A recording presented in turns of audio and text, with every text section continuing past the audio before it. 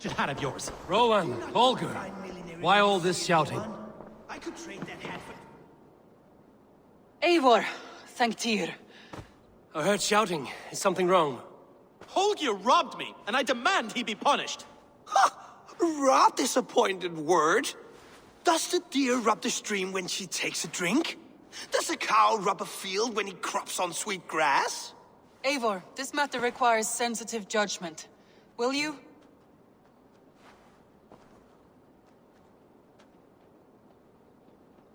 Of course. From the beginning, please. Well now, there is no excuse too small, I see. Nothing to keep you from coveting that seat, is there? In Sigurd's absence, who has better claim to oversee these disputes? You might leave them to work it out for themselves, but that would mean letting go, would it not?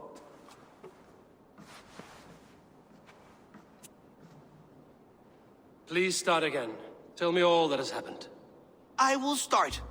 I have been falsely accused by this Saxon Philistine. A filly what? Are you mocking me? Silence, please.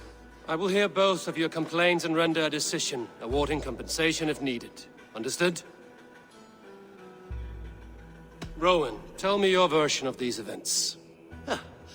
As you are aware, Holger and I are neighbors. Near enough that I often catch him at my stables, stealing my tools. Borrowing. Holger, let him speak. Stealing, borrowing. My point being, I have always allowed him to use whatever he pleased. I greatly admire your Norse generosity and had hoped to match it. But this morning, Holger stretched the limits of my grace. Entering my stables for their feed, I found my most beautiful, gentle mare stripped of her tail. Bereft, not a strand in sight. I am ashamed to say my natural suspicion drew me to Holger, and how right I was. For when I peered across the lane, there he was, gripping a horsetail brush slathered with indigo, dragging it across a sheet of Painting, Rowan. I was painting. You make it sound so crude. You see? Such willful arrogance. It will take ages for Ilgafur's tail to reach its former length. I demand compensation. I understand. Thank you, Rowan. Holger, let me hear your side. Eivor, you have known me as a skald for years. You have seen how my poems bring life and joy and wisdom to our people. And you know that my work requires a certain, let us say, freedom to make use of rare resources to compose my verses. Often when lacking the proper tools, I have made use of novel items. Alvis's walking stick, Tovi's inks, all were given gladly. You cut off my horse's tail to make a brush, you bleed. Rowan? As I was saying, this morning in the throes of poetic reverie, I realized that my latest piece required delicate brushwork. I could have used a frayed stick, some cloth, my hands, but no. I needed something gentler, softer. To make a perfect brush, I needed the fine hairs of a well-raised horse. And so I availed myself of a local resource. You clipped Alfgafur's tail to the rump without asking. It was early. I did not wish to wake you. Thank you, Holger. I believe I understand your position. I believe I have heard enough. If you will... My horse looks like a fool, Eivor. No handsomer than a donkey now. You must do something. Do not conflate hair with beauty, Rowan.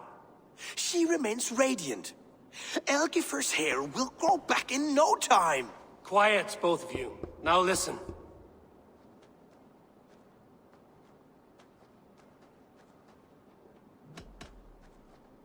Before I give my verdict, I would like to hear your statements again. Rowan, tell me your version of these events. As you are aware, Holger, stealing, I greatly entering, for when I pay, you see? I believe I have heard enough. If you will... My horse looks like a fool, Eivor. No handsomer... Do not conflate... Quiet.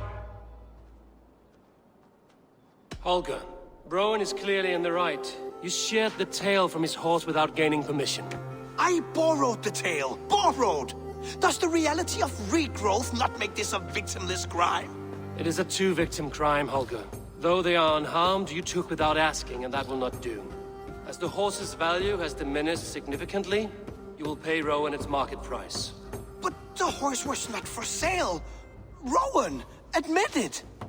My decision is final, Holger. Pay what you owe, and meet tomorrow as friends.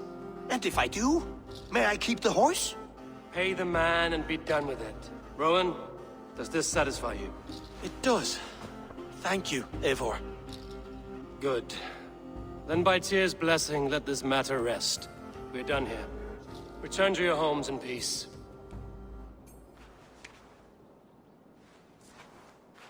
Would you allow me to pay you with a vibrant painting? After all, in some ways you helped in its creation. Absolutely not. Silver is the only color I wish to see from you.